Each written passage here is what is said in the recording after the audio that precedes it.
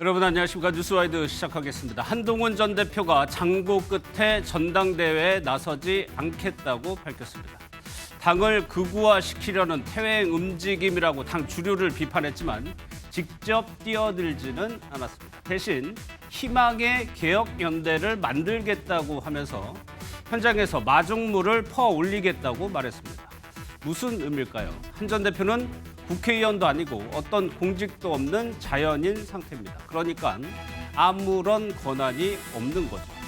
또 불출마를 선택한 이유가 궁금합니다. 혁신의 기회가 올 때까지 기다리겠다는 건지 아니면 승산 자체가 낮다고 본 건지 또 그냥 기다리면 또 그 기회가 오는 건지 또요. 국민의힘 전당대회 구도에는 어떤 영향을 미칠지까지 자세하게 짚어보도록 하겠습니다.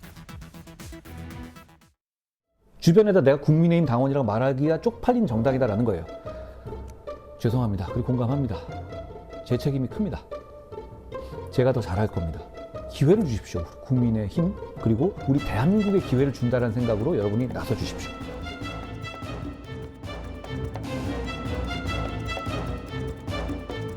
한동훈 대표가 이번에 출마하지 않기로 결정한 것이 저는 참 아쉽습니다.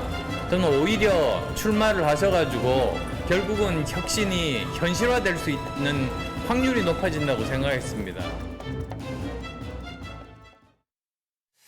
오늘은 네 분과 심도 깊게 또 다양하게 짚어보도록 하겠습니다. 김종욱 더불어민주당 정책위 부의장, 성치훈 민주당 정책위 부의장, 홍석준 전 국민의힘 의원, 김철현 경일대 특임보수 나오셨습니다. 어서 오십시오. 안녕하십니까. 장고 끝에 결국 한동훈 전 대표가 전당대회에 나서지 않겠다고 오늘 오전에 밝혔습니다. 먼저 이쪽 두 분께 여쭤봐야 될 것 같아요. 왜 홍 의원께서는 왜 안 나오겠다고?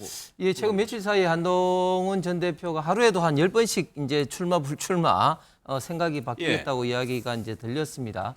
그럼에도 불구하고 출마 가능성이 조금 더 높지 않은 1이라도 저는 높지 않은 그렇게 생각을 했는데 출마할 거라고 보셨군요. 예, 한 50대 50에서 1이라도 더 높을 것 예. 같습니다. 왜냐면은 출마 불출마를 고민한다면은 통상적으로 좀 출마할 가능성이 많아지니까. 예. 그런데 아무래도 이제 한동훈 대표 불출마할 배경은 저는 두 가지로 봅니다. 첫 번째는 일단 당선 가능성 면에서 이번에 참 쉽지 않은 어떤 그런 당선 가능성이 싸움이다. 낮다. 예, 그다음에 또 두 번째 설사 당선 가능성이 된다 할지라도 다음 어떤 지방선거라든지 특히 지금 3대 특검으로 인해서 굉장히 국민의힘이 어려운 상황에 있기 때문에 예. 굉장히 좀 당대표로서도 좀 이끌어가기가 쉽지 않다. 특히 한동훈 대표 같은 경우는 이제 법무부 장관을 마치고 비대위원장을 하면서 총선에도 지난 22대 총선에도 참패를 했고 예. 또 당대표로 나오자마자 또 얼마 지나지 않아서 또 탄핵도 이르게 됐고 뭐 이런 예. 어떤 여러 가지 어떤 과정에서 너무 쉼없이 그리고 결과가 별로 좋지 않은데 이렇게 계속해서 출마를 했다가는 다음 지방선거에서도 지게 된다면 예. 오히려 어떤 패배의 어떤 이미지만 패배 아이콘만 되는 게 아니냐 하는 예. 어떤 좀 우려 목소리들이 좀 주변에 좀 많이 있었습니다. 아무래도 이런 어떤 측면들을 막판에 예. 더 이제 고려하신 게 아닌가 생각합니다. 당선 가능성이 일단 낮아보지고 만약에 내년 지방선거에서 진다면 결정타가 될 것이다. 정치 커리어에. 김 교수님도 동의하세요? 네, 그렇습니다. 뭐 예. 방금 얘기하신 것처럼 정치공학적 측면에서만 보면 예. 불출마가 맞거든요. 하지만 저는 한동훈 전 대표가 그래도 고심 끝에 출마할 거로 받는 부분이 저도 나름대로 좀 내심 기대를 하고 있었던 부분이 김 교수님도 출마할 거라고 보셨군요. 예, 그래서 왜냐하면 예. 지금 어쨌든 간에 지금 여러 가지 정치공학적 측면에서 볼 때 굉장히 불리한 부분이 많이 있지만 지금 어떤 국민의힘의 어떤 지지율이 거의 폭락하고 있고 예. 거기다 어떤 국민들의 어떤 인적 쇄신에 대한 요구도 굉장히 높고 당 이미지도 개선해야 될 어떻게 보면 국민의힘이 대선 패배 이후에 그리고 탄핵 이후에 어떤 전면적인 어떤 쇄신을 해야 될 골든 타임이거든요. 예. 그러다가 아마 국민의힘의 어떤 혁신안들이 김용태 전 비대위원장이 내세웠던 혁신안도 자초됐고 안철수 의원도 혁신위원장을 시작도 못 해봤고 거기다 윤희숙 의원의 어떤 혁신안마저도 자초되고 있기 때문에 한동훈표 또는 한동훈이 적어도 그러한 개혁을 위한 혁신의 선봉장이 되어주기를 좀 기대하는 부분이 좀 있었거든요. 예. 그렇기 때문에 한동훈 전 대표가 여러 가지 정치적으로 유불리 가운데서도 저는 그래도 당원들을 한번 믿고 질러줄 줄 알았거든요. 저는 한동훈 전 대표가 어쨌든 예. 이번 어떤 뭐 이 당대표 경선 과정에서 혹시 지더라도 그래도 아마 한동훈 자체가 던진 어떤 핵심의 메시지가 있다고 봤고 예. 또 아마 당대표가 된다고 하더라도 내년 지방선거까지 이어지는 과정에서 여러 가지 어려움들이 있겠지만 그래도 한동훈 전 대표를 통해 아마 국민의힘이 간판이라도 좀 바꿨으면 하는 예, 그런 예. 당원들이 요구했었기 때문에 저는 아마 출마할 거라고 봤는데 오늘 전격적인 불출마 선언이 좀 너무 아쉽고 예. 저는 한편으로 볼 때는 정무적 좀 오판도 좀 있지 않았을까 저는 이렇게 보입니다. 그러면서 한동훈 전 대표는 이제 보수 어게인을 외치면서 정작 지도부에는 들어가지 않겠다는 겁니다. 전당대회를 나오지 않겠다는 것. 이 얘기요. 그러니까 전환기 씨로 대표되는 그러면서 구구와 얘기까지 나온 상황에서 오히려 뭐 작용이 있으면 반작용이 있다고 이런 개혁적인 성향의 공간은 더 넓어질 수 있다는 분석도 있지만은 결국에는 뛰어들지 않겠다고 한 거란 말이에요. 제 생각에 선거를 나오는 이유는 하나는 당선이 되거나 예. 아니면 패배하더라도 남는 게 있어야 되는 거 아니겠어요? 지더라도. 그렇죠. 이 두 가지를 판단을 하는 건데 현실적으로 말씀하신 것처럼 한동훈이라는 인물이 이번 전당대회에서 당선되기는 어렵다라고 하는 현실적 판단이 하나가 있을 거고 예. 패배하면 뭐가 남아야 돼? 패배하더라도 소위 국회의원들한테 의미 있는 자기의 역량을 보여주거나 아니면 국민의힘 핵심 지지층들에게 의미 있는 흔적을 남겨야 되는데 예. 지금 국민의힘 핵심 지지층과 일반 국민의 생각이 매우 다릅니다. 그러니까 현안을 바라보는 사안이. 예. 그래서 한동훈 후보가 만약에 출마를 해서 그런 얘기를 하게 되면 오히려 핵심 지지층과 이반되는 효과가 많이 발생할 수밖에 없고 예. 또 하나는 국회의원들인데요. 국회의원들이 선거에서 가장 중요한 거 아니겠습니까? 근데 지금 국회의원들이 어떤 상황에 처해 있습니까? 12.3 내란 문제와 관련해서 비상계엄 해제를 하지 않은 과정에서 소위 여기에 윤석열 전 대통령과 연루된 것이 있는가에 대한 부분하고 예. 그다음에 그 윤석열 전 대통령에 대한 체포영장이 집행이 되는 과정에서 국민의힘 국회의원들 45명 정도가 그걸 막은 문제들이 있어요. 예. 근데 이 부분에 대해서 공격할 수밖에 없는 거 아니겠습니까? 혁신이라고 얘기하는 게. 그러니까 한동훈 대표가 출마해서 얘기를 하는 건 자당 국회의원들과 자당 핵심 지지층에게 비판을 할 수밖에 없는 위치에 있단 말이에요. 저는 그렇다면 출마를 해도 안 되고 출마를 해서 만약에 안 됐을 때 남는 게 없다면 제가 볼 때는 오히려 본인이 얘기했듯이 현장 정치라고 하는 또 다른 방식의 정치 어떤 행보를 통해서 예. 얻어내는 방식들이 계산이 맞을 거라는 생각이 들고 예. 아마 제가 볼 때 본인은 나오려고 했을 거예요. 근데 제가 볼 때 주변에서 예. 엄청나게 제가 알기로는 만류한 거로 알고 엄청나게요? 있습니다. 제가 엄청나게다고 예. 얘기하면 제가 꼭 국민의힘이 있는 것 같아서 좀 그렇긴 합니다만 예. 만류가 꽤 많았던 걸로 제가 알고 있는 상황이에요. 나가라는 목소리보다 나가지 말라는 목소리가 좀 아니, 많았다. 본인이 내가 나갈까 말까 물어봤을 때는 예. 나갈 생각이 훨씬 더 많은 거예요. 본인은 그렇죠. 예. 아니, 본인이 나갈 생각이 있으니까 물어보겠죠. 동의를 구하는 절차가 대부분 다. 예. 근데 주변에 만류가 꽤 저는 아주 강했던 걸로 알고 있고 이런 상황에서 본인이 예. 선거를 진행하기 같은데 어려울 거라는 판단을 해서 예. 새로운 길, 제3의 길을 예. 가고자 하는 것이 아닌가라고 저는 추정을 해봅니다. 그럴 수도 있죠. 이제 본인이 선거에 뭐 전당대회 나가게 되면 도와줘야 되는 사람들이 있어야 되는 건데 그런 사람들이 만류를 한다고 하면은 조금 동력이 약해질 수는 있을 건데 그러면 이 부분 한번 짚어볼게요. 지금 지난 주말에요. 한동훈 전 대표가 안철수 의원이랑 유승민 전 의원을 잇따라 만났단 말이에요. 이때만 하더라도 이거 최종적으로 결심하기 전에 무언가를 하려고 도모하기 위한 사전 작업이 아니냐라고 했는데 이 회동 이후에 나온 결과는 불출마였단 말이에요. 그럼 이게 얘기가 잘 안 됐을까요, 뭔가? 얘기가 잘 안 됐다기보다는 지금 친윤 주류 세력, 국민의힘 주류 세력인 이 친윤 세력들을 이기기 위해서는 거기가 다수거든요. 예. 그럼 이쪽 사실상 비상계엄의 부적절함에 대해서 계속 지적하고 윤석열 전 대통령과의 절연을 계속 주장해온 사람들은 똘똘 뭉쳐야 되는 상황이거든요. 예. 뭐 안철수, 조경태, 뭐 유승민 이런 분들 그리고 한동훈 전 대표까지 포함해서요. 그러니까 한동훈 전 대표는 일단 이 사람들을 다 단일화든 뭐든 하나의 목소리를 낼 수 있는 연대를 좀 만들어야 된다는 취지에서 그분들을 만난 걸로 보이고요. 본인의 출마 여부는 그럼 내가 대표 선수로 나가서 그 연대를 한번 이끌어 볼까에 결정하는 거고 예. 만약에 불출마하게 된다면 그 연대를 뒤에서 뒷받침하는 역할을 하게 되겠죠. 근데 저는 나가는 게 베스트라고 봤습니다. 왜냐하면 전당대회 같은 경우에는 결국 강성 좀 강하게 참여하는 사람들이 큰 역할을 하기 때문에 예. 아무래도 국민의힘에서 팬덤 정치가 있는 사람이 지금 한동훈 전 대표밖에 없잖아요. 그렇기 때문에 아무래도 한동훈 전 대표가 지지하는 세력이라고 하는 것보다는 본인이 직접 나가는 것이 좀 더 참여를 이끌어낼 수 있다고 보기 때문에 예. 그렇게 해야 겨우겨우 저쪽이랑 해볼 만합니다.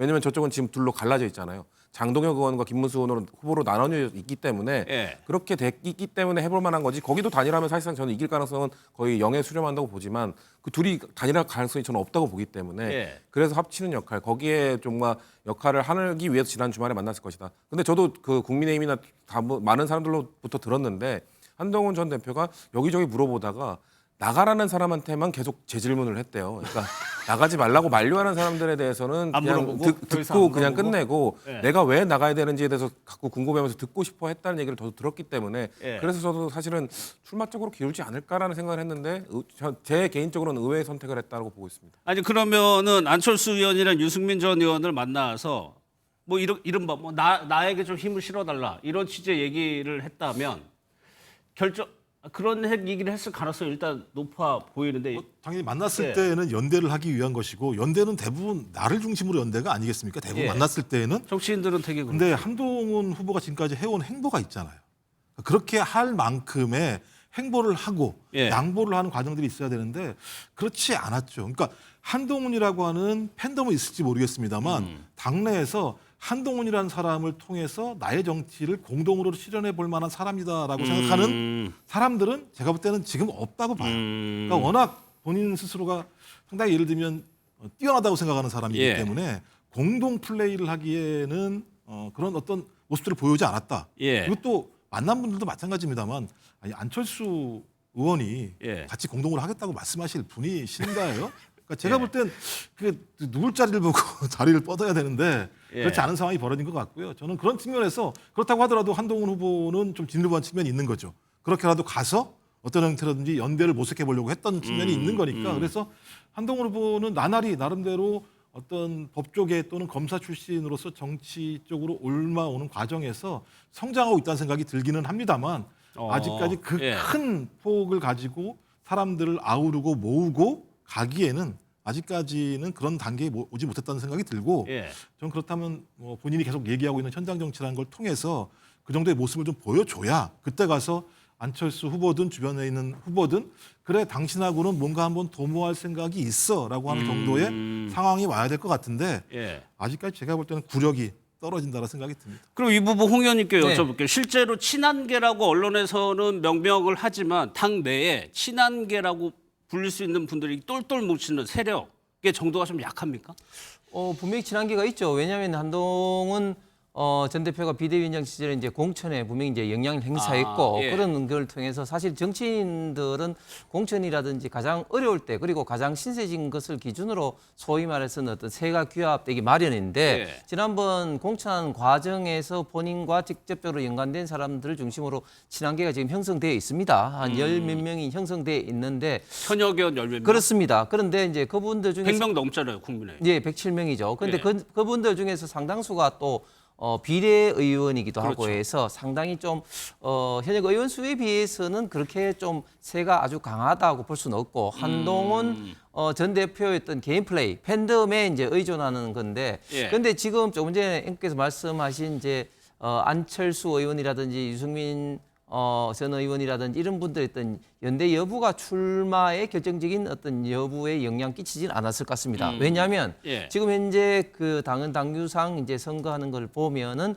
현재 일단은 그 당 대표는 4명까지 예비 경선을 치르고 4명까지는 이제 50대 50 국민 50 그다음에 당은 50으로 하고 그 본경선의 당은 당규에 따라서 이제 당 여론 이제 80 그다음에 국민 여론 20으로 그렇죠. 가는데 예. 그리고 또 이제 50%가 안 되면 또 결선 투표까지 가도록 되어 있습니다. 예. 그렇기 때문에 자연스럽게 지금이 아니라 자연스럽게 결선 투표에서는 연대가 이제 될 수밖에 없는 것이죠. 예. 그럼에도 불구하고 결국은 이제 한동훈 전 대표가 이제 불출마하게 된 배경은 그럼에도 불구하고 현재 여러 가지 어떤 정황상 쉽지만은 않다. 예. 그런 것들 그리고 좀 전에 말씀드린 것처럼 되더라도 또 당 대표로서 수행하기가 또 쉽지만 않다. 이런 것들이 예. 좀 복합적으로 깔려 있는 것 같고 오히려 지금 한동훈 대표가 사실은 지금 여의도 들어와서 본인의 어떤 선거를 직접적으로 치른 적이 없습니다. 본인이 예를 들면 뭐 국회의원을 했다든지 자기 선거? 예, 그렇습니다. 그래서 저는 이제 곧 돌아올 수도 있는 보궐선거라든지 이런 걸 통해서 본인의 어떤 정치적 역량을 좀 예. 직접적으로 발휘할 수 있는 그런 것도 정치인의 성장에 저는 굉장히 예. 좀 좋은 기회가 되지 않을까. 그리고 또 그런 것까지도 생각하지 않을까 생각합니다. 뭐 앞으로 행보도 한번 짚어볼 텐데 마지막으로 김 교수님 왜 그런 질문을 드리냐면 장동혁 의원도 조경태 의원도 다 한때는 친한계라고 불렸던 분들이 지금 전당대회에 나오고 있는 상황, 경쟁자가 돼 있는 상황이거든요. 그러면 그 리더십에는 문제가 없는 것이냐 이런 지적 때문에 그렇습니다. 그래서 뭐 장동혁 의원의 변심은 사실은 이유를 잘 알 수는 없는 거거든요. 예. 왜냐하면 그때 12월 3일 날 그때 비상계엄에 대한 해제 그때 찬성을 할 때도 국회 본회의장에 함께 있었는데 그 이후에 지금 장동혁 의원의 태도가 좀 바뀐 거거든요. 근데 저는 이번에 그 조경태 의원 같은 경우에는 저는 그 어느 정도 한동훈 전 대표하고 어떤 얘기가 교감 상태에서 이루어진 약속 대련 정도로 봤거든요. 예. 왜냐하면 일단 한동훈 전 대표가 출마 의사를 보이지 않고 있으니 본인이 먼저 당대표 출마 선언을 했다가 만약 한동훈 전 대표가 최종적으로 당대표 출마하게 되면 본인은 그것을 그 자리를 양보하고 오히려 친한계의 어떤 대표 뭐 어떤 대표 친한계의 어떤 도움을 받는 최고위원 정도로 서로 역할 분담을 할 걸로 그렇게 생각했거든요. 그런데 지금 보면 조경태 의원마저도 지금 본인이 이제 친한계가 아니라고 지금 얘기를 하고 있는 상황이기 때문에 그렇죠. 오히려 차라리 친조계라고 얘기하고 있어요. 그러니까 제가 볼 때는 아마 조경태 의원이 친한계의 어떤 좌장 역할을 해왔는데 예. 그거 이 조경태 의원 같은 경우는 지금 6선이거든요. 6선이기 때문에 아마 한동훈계 어떤 친한계에서 어떤 좌장 역할을 하려면 그만큼 어떤 대접이라든가 어떤 뭐 이 대접을 좀 받아야 되는데 거기에 걸맞는 역할이라든가 이런 것들이 전혀 없었지 않았나. 그렇기 예. 때문에 아마 저는 조경태 의원 같은 경우는 좀 아마 새로운 아마 본인의 아마 독자적인 길을 걸으려고 하는 게 아닌가 하는 이런 예. 생각 좀 보이거든요. 그러니까 이후 행보에서도 조경태 의원과 같이 할 가능성이 현재로서는 좀 멀어지는 저는 상황인 아마 거잖아요. 조경태 의원이 지금 뭐 더 이상 이제 친한계가 아니고 이제는 친조계라고 불러라고 했기 때문에 아마 이제는 아마 친한계부터 벗어나서 예. 본인 막 독자 노선을 걸으려고 하는 걸로 보이고요. 그렇다면 이 전체적으로 볼 때 지금 한동훈 전 대표가 보이는 어떤 포용의 리더십 또는 어떤 맹주로서 보여야 되는 어떤 뭐 결단이라든가 결기 이런 것들이 결국 지금 통용되고 있지 않지 않냐. 그렇다면 지금 한동훈 전 대표 전체적으로 아마 나름대로 지금 당원들이 요구하는 거기에 걸맞는 어떤 예. 정치인의 모습을 지금 보여주지 못하고 있다. 이렇게 이제 평가될 수 있는 거죠. 아니 그런 측면에서 물론 구도가 어렵고 지금 주류가 친윤 반대쪽의 세력이 많다 하더라도 이럴 때 리더라면 그리고 들어가서 무언가를 비전을 밝히는 게 또 리더의 덕목일 수도 있는 거거든요. 그렇습니다. 그러니까 정치 공학적으로 볼 때는 지금은 무조건 아마 당대표 선거에 나오지 않는 게 옳은 판단이지만 예. 지금 지지율이 떨어지고 있고 당원들이 지금 친윤이 아닌 새로운 당의 간판을 원하고 있는 상태고 또 전면적인 당의 혁신을 지금 원하고 있는 상태이기 때문에 본인이 깨져서 부셔지더라도 지금 한동훈 전 대표가 무조건 출마를 했어야 되는 거거든요. 출마하는 그 과정을 통해서 저는 당원들에게 던지는 메시지도 있었고 저는 지금 뭐 전체적인 주류는 친윤계라고 하지만 당원들이 저는 어떤 건전함 예. 이런 것들을 좀 믿는 편이거든요. 그렇기 때문에 한동훈 전 대표가 이번에는 당원들이 어떤 건전함을 믿고 본인이 한번 내질러 봤으면 아마 새로운 결과가 도출될 수도 있지 않았을까. 그런 부분에서 너무 아쉽다는 그런 말씀을 드립니다. 알겠습니다. 그렇다면 이제 친한계죠 이분은 박정훈 의원은 어떻게 좀 분석을 했는지 그 얘기 듣고 이어가 보도록 하겠습니다. 나와서 혁신이 가능하느냐 이게 중요하잖아요. 지금 친윤들이 저렇게 똘똘 뭉쳐 있어요. 친윤에게 혁신은요 자기 부정입니다. 자기가 했던 것들을 다 부정해야지만 혁신이 가능해요. 예, 예. 그리고 누군가는 책임져야 돼요. 맞아요. 그걸 부정하는 거잖아요. 예. 근데 이 상황에서 한동훈 대표가 된들 예. 혁신을 할 수 있는 여건이 안 된다고 보는 거예요. 박정훈 의원의 얘기를 들어보는데 왜 그러냐면 여론조사를 보면은 국민의힘 지지층에서는 김문수 후보와 한동훈 전 대표는 더 벌어지고 일반 국민을 대상으로 한 조사에서도 한동훈 전 대표가 그렇게 앞서가지 못하는 이 상황, 현실적인 상황도 가만히 되지 않았을까 싶은 거예요. 예, 그렇죠. 말씀하셨던 것처럼 계속 한동훈이라는 인물이 정치적으로 성장했던 배경에는 맨 처음에는 윤석열 그 당시 대통령의 후광을 엎은 측면이 있었고 예. 거기서 발생하는 어떤 팬덤들이 만들어지게 되면서 차세대 정치인이라고 해서 뭐 언더 70년대라고 하는 사람들이 모여서 새로운 정치를 해보자라는 흐름들을 만들어냈었는데 저는 그 이후의 행보를 보게 되면 당내 주류와 거리가 멀어지게 되고 특히 윤석열 전 대통령과 거의 각을 쓰는 상황이 벌어지게 되면서 예. 본인의 정치적인 조직력 자체를 확보하지 못하는 상황으로 갈 수밖에 없었던 측면들이 있습니다. 좀 그렇다고 한다면 적어도 국민의힘 지지층이 아니라고 하더라도 예. 보수층에서는 유의미한 어떤 지지율을 수치가 좀 나왔어요. 만들어내야 되는데 그렇지 않은 상황입니다. 그러면 예.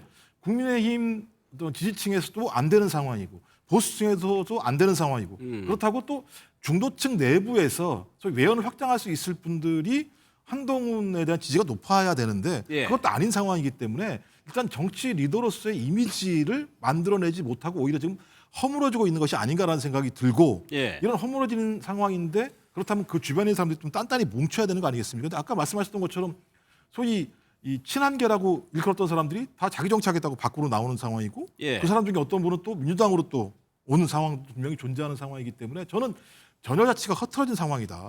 전열이 흐트러진 상황에서 친한계란 이름으로 국민의힘 내부에서 전당대회를 수행할 수 없었을 거라는 생각이 드는데도 불구하고 예. 저는 여전히 일부 친한계 의원들 같은 경우는 한동훈 후보의 과거의 어떤 이미지를 가지고 지금을 재단하는 것이 아닌가 하는 생각이 들기 때문에 저는 오히려 좀 이렇게 정비하는 시간이 좀 필요할 것 같다라는 느낌이 들어요. 정비가 되고 그 정비하는 과정에서 한동훈이라는 인물이 색다르게 국민의힘 지지층에게 또 호소력이 있는 또 매력 있는 후보로서 성장하지 않는다면 저는 계속 이렇게 오히려 하락해버리는 예. 리더가 되지 않을까라는 생각이 듭니다. 앞서 그 지지율 다시 한번 좀 자세하게 볼까요? 지금 국민의힘의 전당대회 룰이 어떻게 돼 있냐면 최종적으로 당원 80%의 국민 여론조사 20%죠. 그러면 여기 보면요.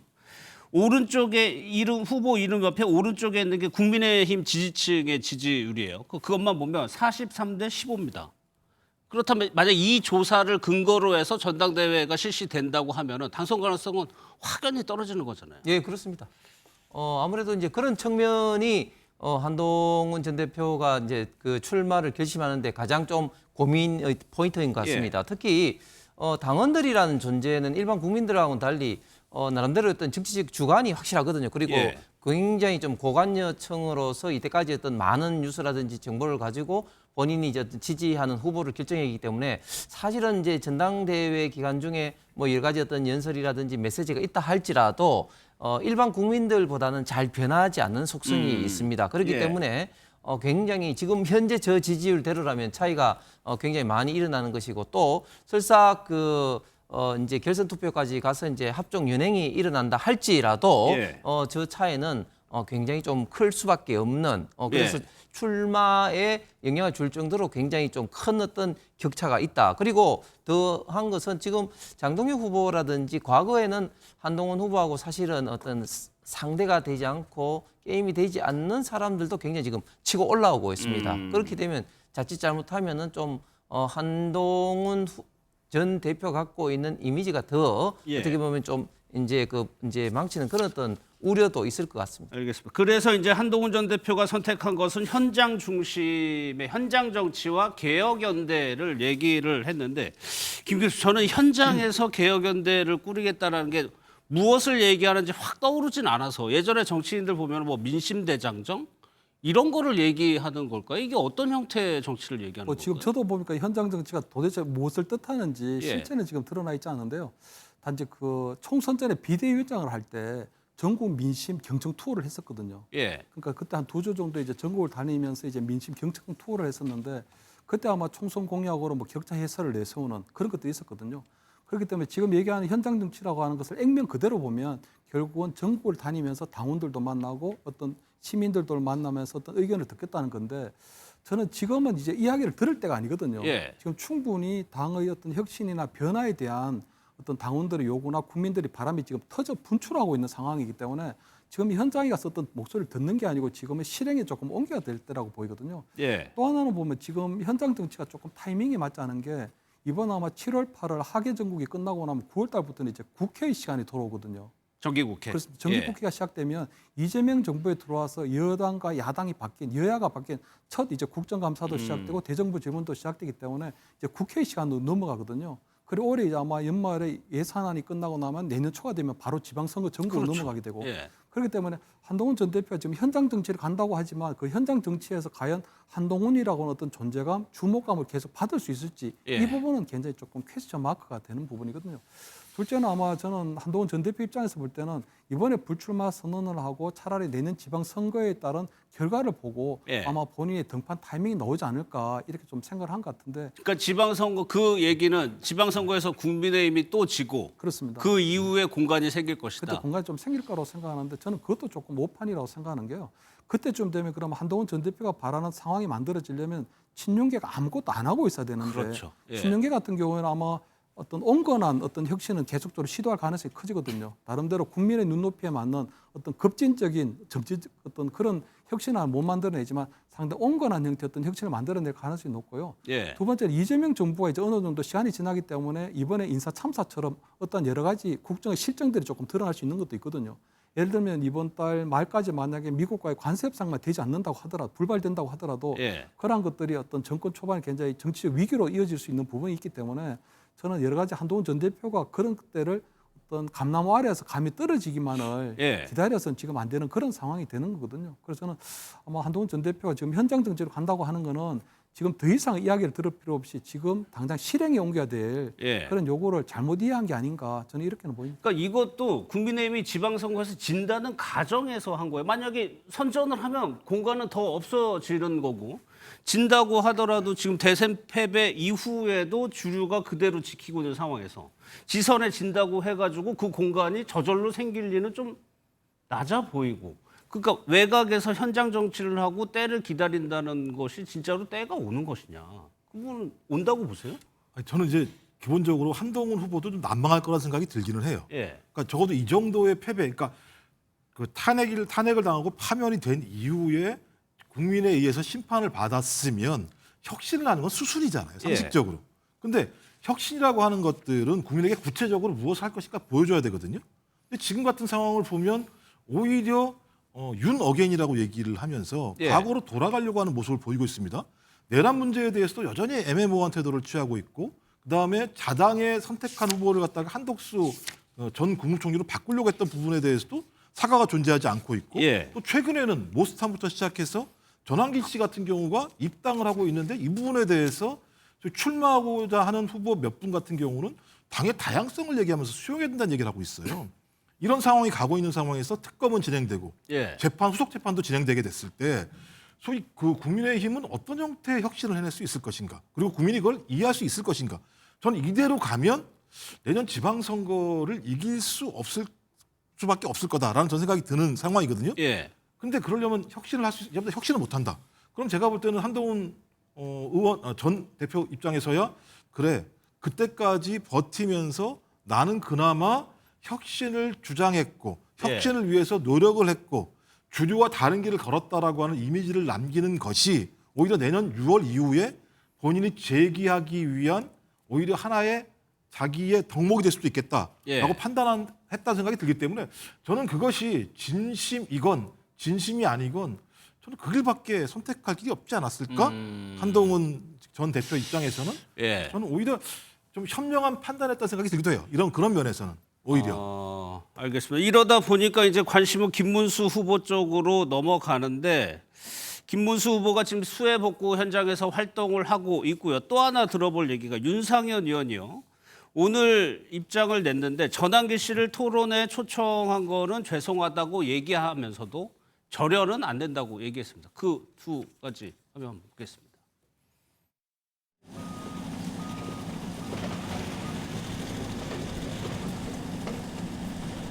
재난재해의 1번이 사람을 구조하고 생명을 구하는 것이 1번. 그 다음에 재산. 세 번째가 이제 복구인데 이 복구는 상당히 시간이 걸리겠습니다. 어제 윤석열 전 대통령께서 그 페북에다가 메시지를 하나 올리셨잖아요. 그 정치탄압은 저 하나로 족하다. 비상계엄이 올바른 판단이었는지는 역사가 심판할 것이다. 이렇게 말씀을 하셔서 이렇게 올리셨거든요. 거기에 대해서 멘트하려고. 요거는 여기에 적절하지 않은 것 같아서 여기까지만 하겠습니다. 네, 식사하러 가시죠. 우선 제가 며칠 전 개최한 자유공화 리셋코리아 토론회가 윤어게인 행사로 오해받으며 참석하신 원내 지도부, 또 의원님들 그리고 여러 참석자들께 불필요한 혼란과 오해를 드린 점 진심으로 송구스럽게 생각을 합니다. 전환길 강사가 즉석에서 행사 취재하는 다른 개인 의견을 피력했습니다. 불필요한 오해를 불러일으킨 점 깊이 사과드립니다. 전환길은 윤석열 대통령을 절연하듯 절연해야 된다. 이런 당내 기류를 알고 있습니다. 그러나 저는 절연이고 단절하는 것에 대해서 반대합니다. 지금 윤상현 의원의 뭐 기자회견 내용 보셨는데 성춘 부회장께서 보시기에는 상황이 주변의 상황이 만약 지방선거 이후에 변한다 하더라도 국민의힘이 지금 저런 생각들이 바뀔 가능성이 있느냐? 아니면은 국민의힘 지지자들 당원들의 요구가 더 커질 가능성이 있느냐? 이건 어떻게 보세요? 없죠. 더 심각해지겠죠. 그리고 내년 지방선거에서 만약에 국민의힘이 크게 패배한다 그러면은 아마 영남 지역의 뭐 광역단체장 몇 석, 뭐 그 기초단체장 몇 석 이런 것만 유지하게 될 거잖아요. 예. 그 사람들을 친윤들에게 공천을 그냥 그대로 맡긴다. 그러면은 그 자리 역시 친윤 세력들에게 그대로 유지가 될 겁니다. 그렇게 되면은 그 세력 그 지방선거 이후에 뭔가 그 구도가 이런 것도 문제지만 지금 우리가 본 영상에서 보듯이 지금 김문수 후보 윤석열 전 대통령의 SNS 메시지 나에 대한 정치 탄압은 나로 족하다 이런 메시지 이런 국민들이 공감할 수 없는 메시지에 대해서 언급도 못합니다.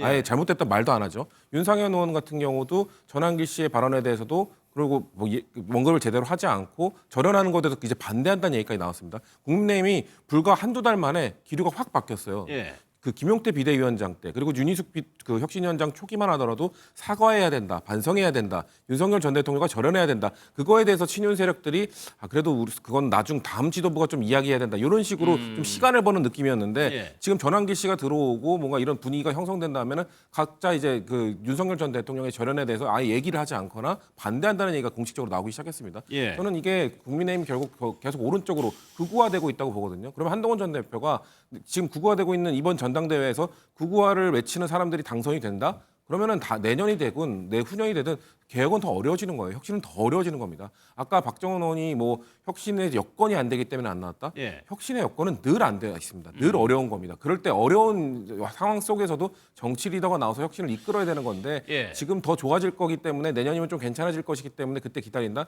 저는 그래서 아까 말씀드린 것처럼 지금이 가장 좋은 때이고 지금이 가장 내년으로 갈수록 더 늦어지는 것이기 때문에 예. 한동훈 전 대표가 저는 아까도 말씀드렸듯이 이번 불출마는 제 개인적인 의견은 오판이라고 생각합니다.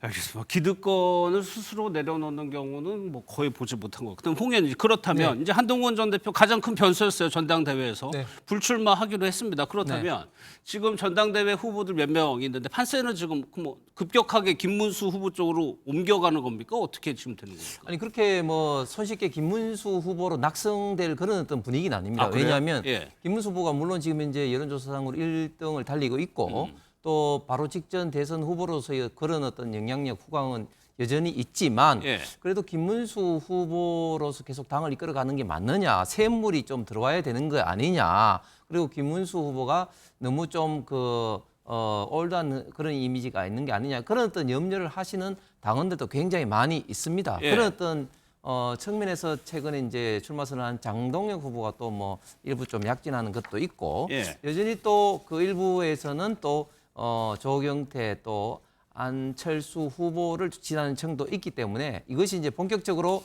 이 전당대회에서 앞으로 당을 어떻게 개혁하고 혁신할 것인지에 대한 어떤 논쟁, 그리고 좀 전에 우리가 계속 이야기했던 어떤 윤석열 대통령과의 어떤 관계 정립이라든지 등등등 이런 어떤 이슈를 가지고 이제 결국은 이제 논쟁을 하게 될 때 예. 어떻게 이제 당원들이 판단할 것이냐 하는 것은 아직까지도 변수가 상당히 좀 남아있다고 봅니다. 그러면 그 얘기는 김 교수님, 그 김문수 후보가 대선 당시 후보 단일화를 두고 말바꾸기 논란 등등을 거치면서 김문수 후보에 대한 어떻게 보면 조금 부정적인 기류도 있는 건가요? 아닙니다. 그거는 뭐 어디 친윤계에서 볼 때는 나름대로 어떤 단일화 약속을 지키지 못했기 때문에 예.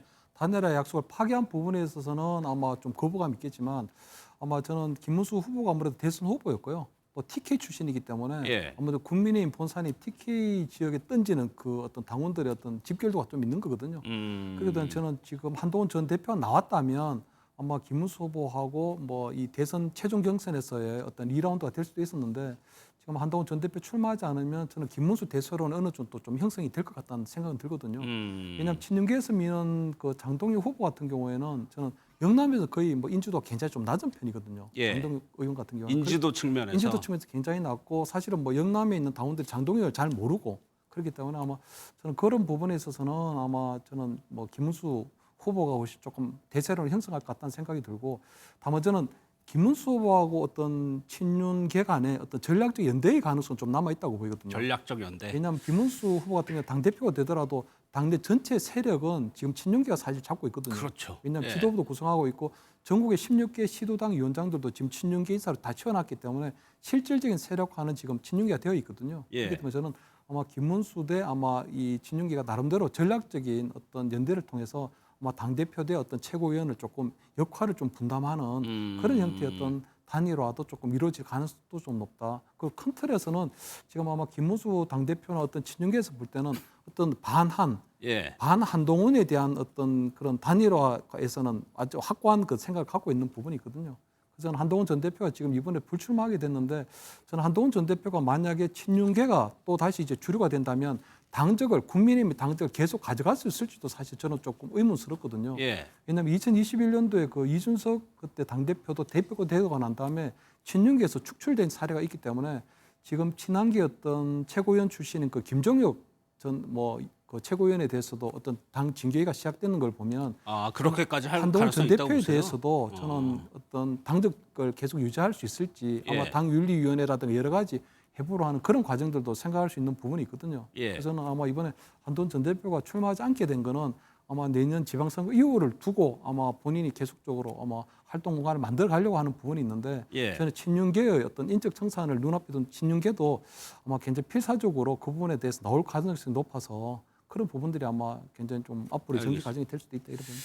그렇다면 국민의힘 전대 후보 중에 이제 개혁적인 성향을 가지고 있는 후보가 있죠. 조경태 의원하고 안철수 의원이라고 할 수가 있는데 이제 단일화 얘기가 이제 벌써부터 나오고 있습니다. 그런데 두 후보 모두 지금은 큰 관심이 없는 것 같습니다. 직접 들어보도록 하겠습니다. 혁신 후보들의 단일화를 촉구합니다. 12.3 비상계엄이 잘못됐고 탄핵을 해야 된다. 여기에 찬성하는 그런 세력들은 다 함께 할 수 있다고 보고 있고요. 기본적으로 그동안에 김용태 비대위원장의 혁신안과 윤희숙 혁신위원장의 혁신안을 그걸 고스란히 온전히 받아들일 수 있는 그런 후보들은 저는 혁신파라고 저는 규정 짓고 싶습니다. 예. 네.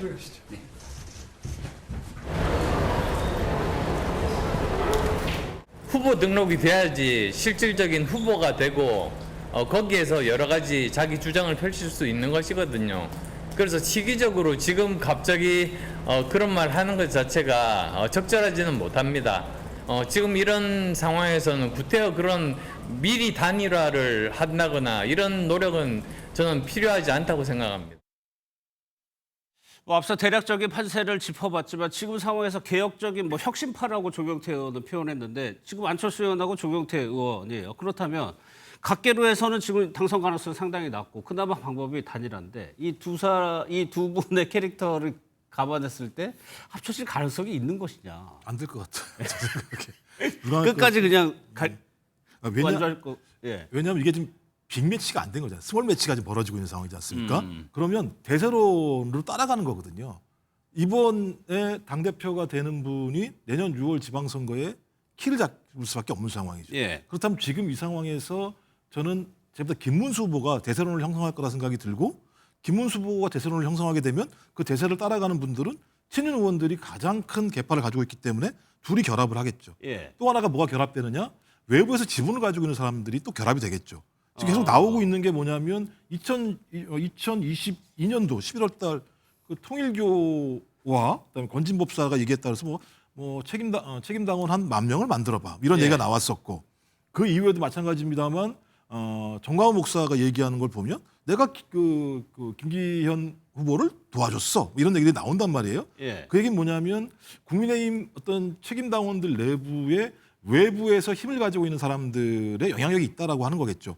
그럼 이 3자의 연대가 만약에 만들어지게 된다면 매우 강고한 틀을 구성할 수밖에 없겠죠. 예. 전 그랬을 때 안철수와 조경태 두 후보가 단일화한다라고 하는 것이 무슨 의미가 있을 것인가. 한다고 해도 실익이 없으니까. 그다음에 예. 캐릭터상 제가 볼 때는 단일화도 안 될 것 같고 그다음에 단일화에서 떨어지는 분 같은 경우는 아무것도 얻을 수 있는 게 없는 측면이 분명히 예. 있기 때문에 저는 그 불가능할 거라 생각이 들어서 그러니까 한동훈 변수가 사라지는 순간 스몰 매치가 되는 상황이다. 스몰 매치 같은 경우는 대세론이 모든 것을 휩쓸고 갈 수밖에 없는 상황이다. 이렇게 봐야 되지 않을까 생각이 듭니다. 그런 와중에 오세훈 시장이 이제 메시지를 냈는데 어떻게 얘기를 했냐면 정권 실패와 대선 패배에 책임 있는 분들은 물러서야 할 시점이라고 강하게 지금 현재 주류를 비판을 했다고 하지만 원해거든요. 지금 광역단체장이란 말이에요. 예.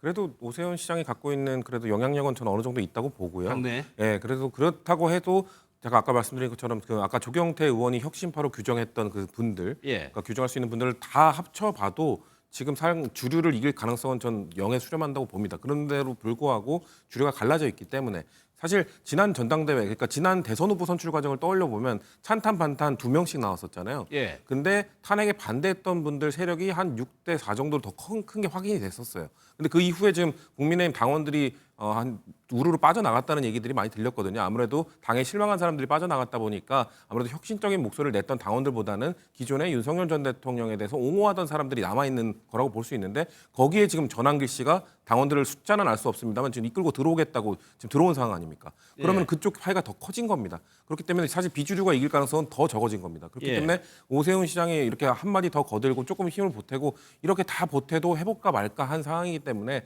그래서 저는 그러면은 해볼까 말까 한 상황에서 그래도 대표 주자가 나와야 그래도 한동훈 대표가 나와야 해볼 만한 상황 아니었겠나라는 말씀을 드렸던 거고 예. 근데 전 조경태 후보나 안철수 후보나 결국 그 후보 등록이 마무리된 다음에 지지율이 좀 몇 개가 나온 다음에 판이 짜여지고 우리가 단일화해서 한쪽으로 좀 몰아줘야겠다라는 상황이 형성되면 나중에 다 단일화를 할 수도 있다고 생각합니다. 근데 예. 저분들이 막 그냥 다 4위, 5위, 3위, 4위 이렇게 뭐 1등, 2등에 한 명도 안 나오는 상황이 돼버리면은 예. 단일화에 실익이 없을 가능성도 있기 때문에 그런 고민이 좀 깊어지겠죠. 그런데 두 분께는 이 점 한번 여쭤볼게요. 이렇게 흘러가고 있는 거에 대해서 국민 여론은 어떻게 보고 있느냐. 오늘 MBS 여론조사를 보면 홍 의원 17%가 나왔습니다. 이건 아무리 대선 패배한 정당이더라 하더라도 추세를 보면 떨어지고 있는 추세라는 얘기예요. 국민 전체적인 국민은 좋게 보고 있지 않다는 얘기거든요.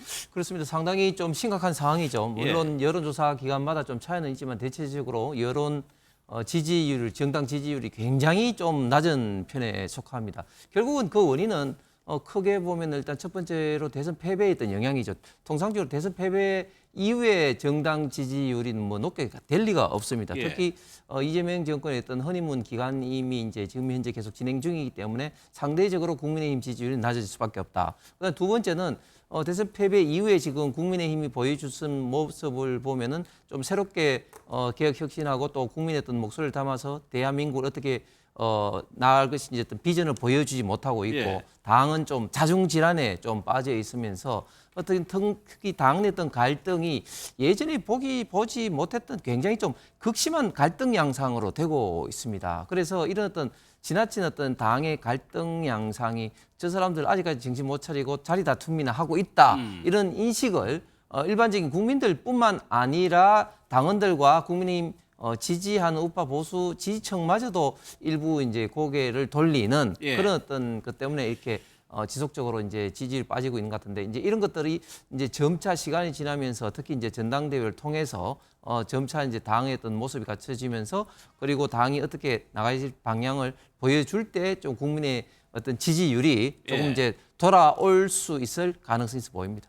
김 교수님이 보시기에는 어떠세요? 그러니까 이런 인식을 차기 당 지도부가 받아들여서 변화된 모습을 일단 보여줘야 될 것 같은데 현재 판세로라고 한다면은 그 가능성은 이렇게 커 보이지는 않아 상황이거든요. 그래서 만약에 뭐 지금 뭐 김문수 후보라든가 아니면 진영기 후보가 아무래도 이제 강성당원을 중심으로 해서 새로운 지도부를 형성하게 된다면 그때 아마 저는 지금의 어떤 지지율도 중요하지만 새로운 전당대회를 치르고 새로운 지도부가 등장했는데도 불구하고 예. 지지율이 계속 오르지 않게 되면 그때는 진짜 굉장히 큰 문제가 생긴다고는 생각이 드거든요.